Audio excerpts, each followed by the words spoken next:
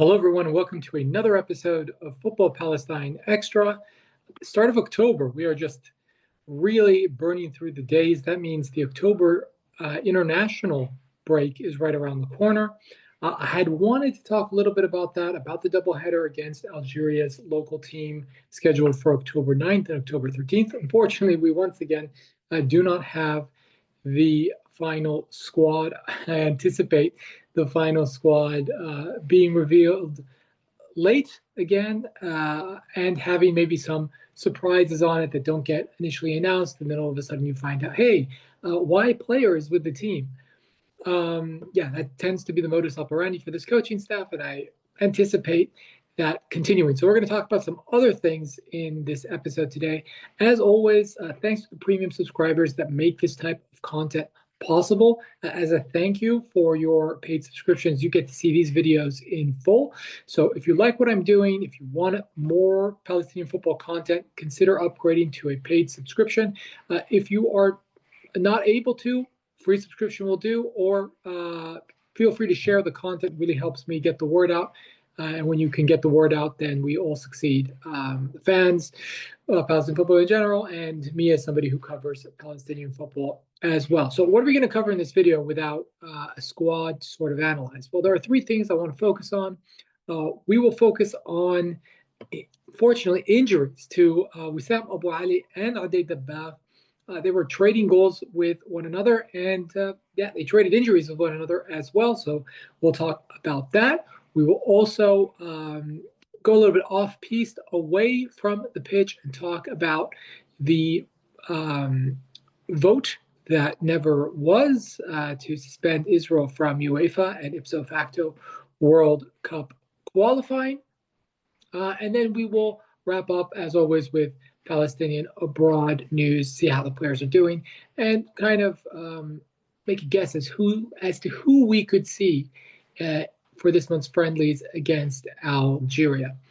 Let's get to it. So the big match this past week, Al Ahly against Zamalek. This is perhaps the biggest football match outside of Europe and maybe outside of Boca River in Argentina.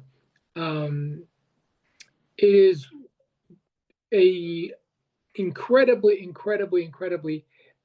tense derby, and it's a derby that this year featured two Palestinian players playing for Zamalek. It featured Oday Dabbagh starting as number 9, and the winger that started for Zamalek in this game was none other than Adam Kayed. So I watched this with interest because I wanted to see, could Oday Dabbagh keep up his goal scoring streak? He had scored in 3 straight games, all from open play, by the way. He didn't, like nick a penalty or anything like that. 3 straight open play goals. Wissam Abu Ali did the same. When Wissam Abu Ali got his 3rd goal, he limped off injured, an injury that will keep him out of this month's friendlies against Algeria. Well, as fate would have it, Oday Dabbagh didn't score, but he won the penalty that gave Zamalek the lead. And in the process of winning that penalty, it was very clever because he kind of crept up on the defender and the defender didn't see him, and he made a play on the ball.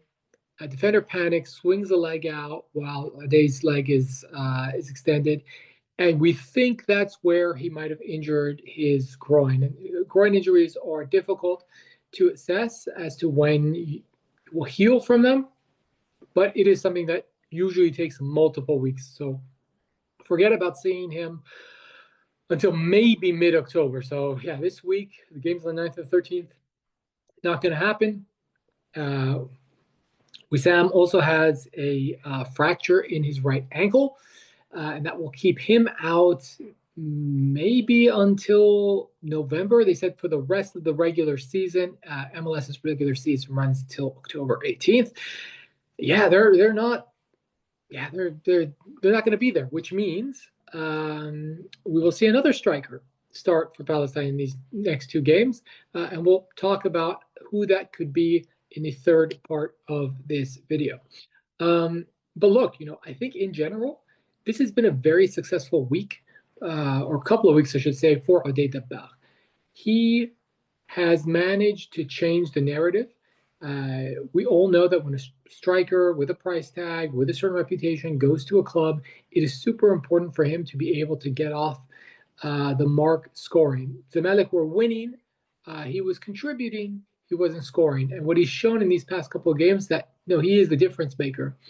And as fate would have it, Zamalek would go on to lose that game despite having a 1-0 lead at halftime.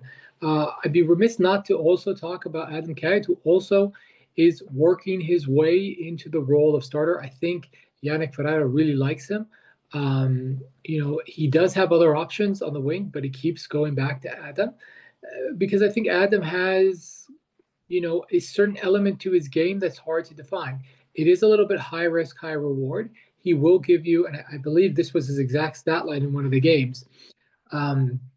He'll give you 4 key passes in one game, but then he will lose the ball maybe 10 times, trying to take on players one-on-one.